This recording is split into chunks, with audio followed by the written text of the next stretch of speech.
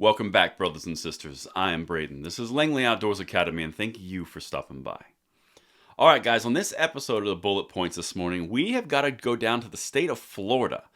Now, there's an opinion piece from none other than Moms Demand Action, a local volunteer there.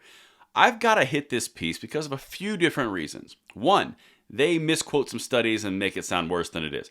Two, really hit on the hope piece. And three, why are they trying to rally from a position of defense, not offense, what we're typically used to seeing? This is incredibly important. We're going to go through this step by step, point by point, and we are going to tear it asunder per our usual arrangement. Everything will be linked in the description box below. I want to hear from you guys on this one because this is important to send out because there's a lot of nuance here. A patriotic name won't hide its danger. Call it what it is, permitless carry opinion. Don't use their branding, use our branding. Our branding is clearly superior to their branding. Yeah, it's in the Constitution. It's a constitutional carry movement because it's in the Constitution. Yours is permitless carry because it implies scary. Both, if you want to go on, are brandable options. One's a little more realistic versus yours. Anyway, let's go. Let's keep going. That's not important. The horrific toll of gun violence is nothing new. But the statistics are still stunning. Now, here come the bullet points. Gun violence is the number one cause of death for children and teens in our country.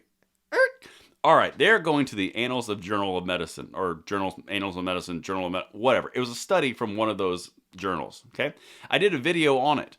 In that video, I talked about the actual statistical evidence that they brought forward, and what they did was they basically said, hey, if you're from 0 to 21, you're a child. So, when 18 to 19 to 20 to 21-year-olds harm each other, you've got a situation where children are harming each other, and that is what they're referencing. It's kind of a bunk study. It's kind of crap. That's why I didn't pick up traction, but they still reference it here. It's not exactly accurate, though. Let's keep going. Americans are 26 times more likely to die by gun homicide than people in other high-income countries. Now, we're seeing this a lot. I'm sure you guys are picking this up as well. You hear the word more likely. I'm pretty sure if it were actually true, it wouldn't say more likely. It would probably say it do. The idea that they're driving into focusing on the potential of danger, not danger itself, is really where it comes down to with the argument against constitutional carry, the argument against gun rights. It's about the possibility of danger, not danger itself. Very, very important. All right. Now, this is the part where we dive into the hope piece, and I find this fascinating because a leader in the Moms Demand Action in Florida is going down the road of, no, guys, no, we can do this, and that's a defensive posture. This is not something you're used to seeing on Moms Demand Action. They're very used to, honestly, getting their way in a lot of different areas. This year did not work out well, great at all, but that's an important tense shift. All right. Over the last 4 years of volunteering with moms, I have spoken with too many in our community who have been personally affected by gun violence. In frustration, these survivors and loved ones of victims tell me they are hopeless and afraid the country's gun violence epidemic is unsolvable. And I want to say a quick little point there. It is solvable. The violence and crime is solvable. I'm not going to say gun violence. I'm going to say the people problem, crime and violence.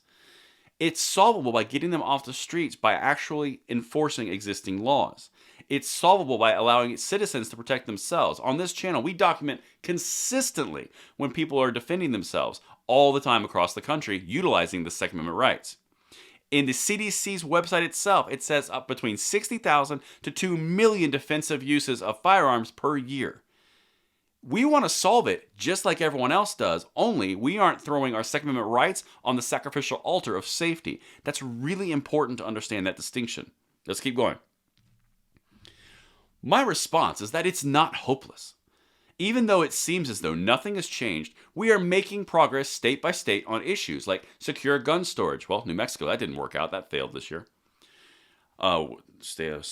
Extreme risk protection orders, also known as red flag laws, also kind of got stymied this year. And disarming domestic abusers. Nothing really passed in addition. There was a few wins they had this year. They had one win in Colorado. They had one win in Washington State. And a lot of them didn't have to do with these concepts. One was a high mag ban and one was localized city stuff in Colorado. But anyway, I continue. Now, this is the part where we dive into the constitutional carry piece, because this is some silliness. What is not a good method to reduce gun violence in our communities is permitless carry. See how she branded her branding over our branding because we branded, they branded? A policy that some elected officials and lawmakers have threatened to pass in our state that would allow anyone to carry a gun without a permit or license, a criminal history check, or safety training. Okay, that is a misnomer. It says without a criminal history check. What they're talking about is a background check that happens when the gun is purchased.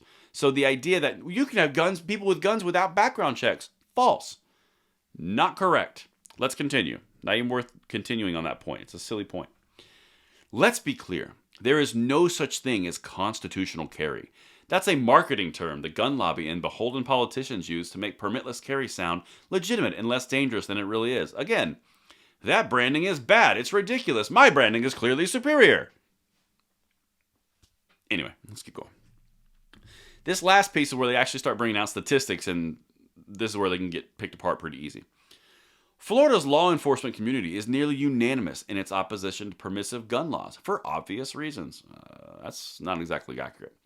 An overwhelming majority of Americans agree that permitless carry is dangerous and ill-advised. Also, not exactly accurate. Didn't have a statistic there.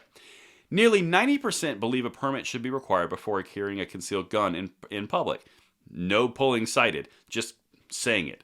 This is the part where it really feels like a mixed mash of talking points from Mom's Man Action tied into an article. Requiring a background check for all gun sales is a measure supported by 97% of all gun owners. When do we go into sales? Of course, what? Did you see the switch? They needed another point. And 80% of gun owners, non-gun owners, Republicans, Democrats, and independents agree that high safety standards are critical to issue concealed carry permits. Okay. Safety. The whole point of this article is not about the importance of permitting. No, it's about the safety. That's what they're saying. We can be safe with or without a permit from the government. We don't need the government to issue a permit for me to be safe. This is all something to gin up fear to get Florida to stay a permitted state, which DeSantis has said, we're going to get rid of it. And that's what I've got for you guys. Let me know what you think in the comments below, and I'll see you tonight at the 9 p.m. segment. I'm Braden. See you later.